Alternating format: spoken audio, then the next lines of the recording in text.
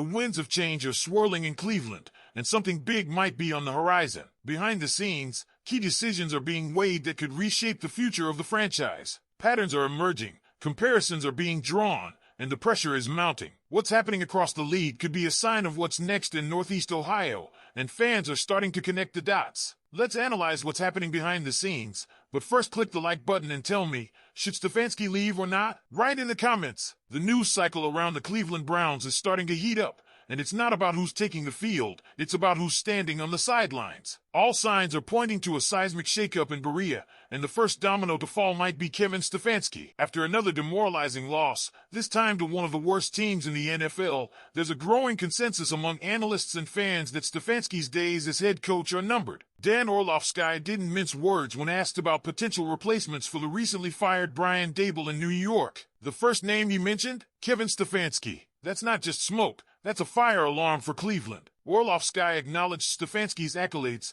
two-time Coach of the Year, but noted that folks in the national media aren't watching every Browns game like Cleveland fans are. The ones who do, they've seen enough. Let's get into the cold, hard numbers. Since the Browns' playoff run in 2023, a run that required Joe Flacco to pull off a miracle with a carousel of quarterbacks, Kevin Stefanski is 5-21. Just 1-13 on the road. Offensively, the team is dead last in the league over the past 2 seasons, averaging just 15.7 points per game.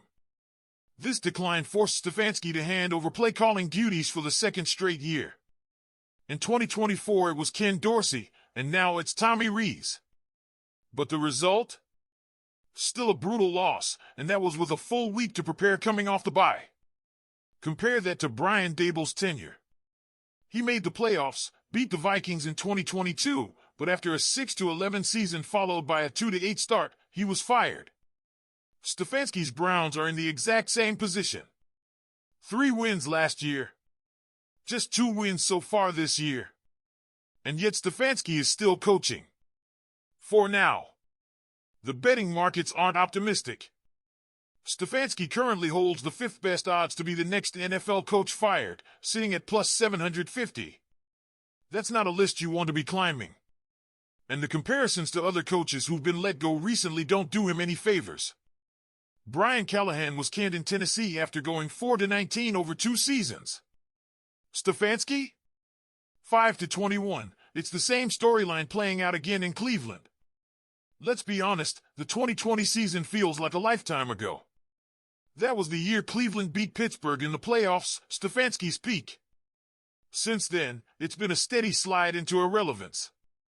Over his full tenure, Stefanski is 42-51 in the regular season and 1-2 in the playoffs. That's a 43-53 record overall. Below .500. And now, the Browns could be picking in the top 5 of the draft again. There's more. While some might argue Stefanski's had a tough hand, Deshaun Watson's situation, a rotating quarterback room, that excuse wears thin when the offense remains abysmal no matter who's under center. The defense? Carrying the entire franchise on its back. Again. In 2025, it's the only unit showing up consistently, while the offense struggles to string together first downs. And what about special teams? That's not helping either. Since Bubba Ventrone took over in 2023, the Browns have allowed 3 touchdowns on kick and punt returns, the worst mark in the entire league. No other team has given up more than 3 during that span. Against the Jets alone, they gave up 2. That's inexcusable and possibly the reason Cleveland lost that game outright. Even when asked about the 4th and 1 decision that went awry, Stefanski stood there and said, "It's my responsibility." And sure, accountability is nice. But how many more times do fans need to hear that before it becomes just empty words? We're also staring at an organization led by Ivy League minds, Kevin Stefanski from Penn, Andrew Berry from Harvard, and former baseball exec Paul DePodesta, also a Harvard guy. And while intelligence isn't the issue, the sense is growing that football instincts might be. Maybe it's time Cleveland ditched the analytics-heavy regime and returned to gritty football leadership. Fans are starting to wonder, would an NFL lifer like John Gruden bring more edge? There's chatter that he grew up a Browns fan. That's a conversation for another time, but it shows just how far things have gone. People are ready for drastic change. Now the name Brian Daboll is popping up, not necessarily to replace Stefanski as head coach, but maybe to jumpstart the offense as a coordinator. Say what you want about his head coaching tenure, but he worked wonders with Josh Allen in Buffalo. More recently, rookie Jackson Dart looked promising under Dable's watch in New York. If the Browns land a young quarterback like Shedeur Sanders in the next draft, wouldn't it make sense to bring in someone who's proven at developing young talent? So that's where we're at. The Browns are a defensive powerhouse trapped in an offensive nightmare. The head coach, the front office, and even special teams are under fire. The comparison to New York is more than fair. It's a mirror. And if the Giants already made a move, what's Cleveland waiting for?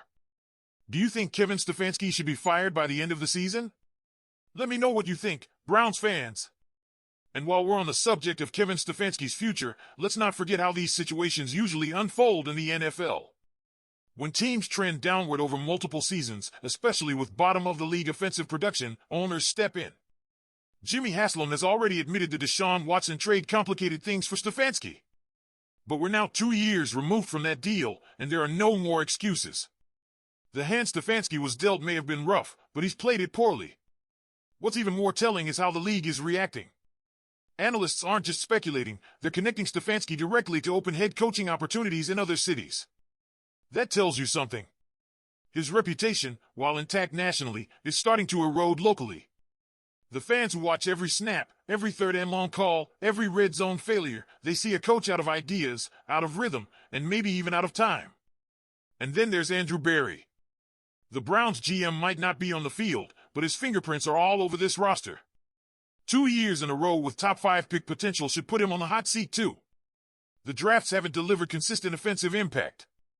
The Watson gamble hasn't paid off. And if we're truly talking about a clean slate, then Berry's seat is just as warm as Stefanski's. This brings us to an even bigger question. Is it time to clean house completely? Wipe the slate. New GM, new coach, new philosophy. A real reset.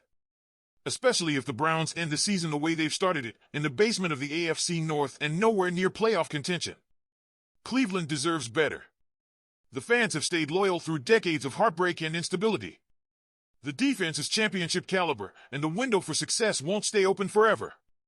Every wasted year puts more pressure on ownership to make the right decision before this talented defense starts aging or looking for new contracts elsewhere. So if you're Jimmy Haslam, what do? Do you let this regime run it back one more year with a new rookie QB? Or do you follow the trend around the NFL, like the Giants and Titans, and pull the plug before it's too late? Make no mistake, Browns fans, this offseason could define the next 5 years of Cleveland football. Subscribe to the channel, drop a like, and hit that notification bell because the second news breaks. Go Browns!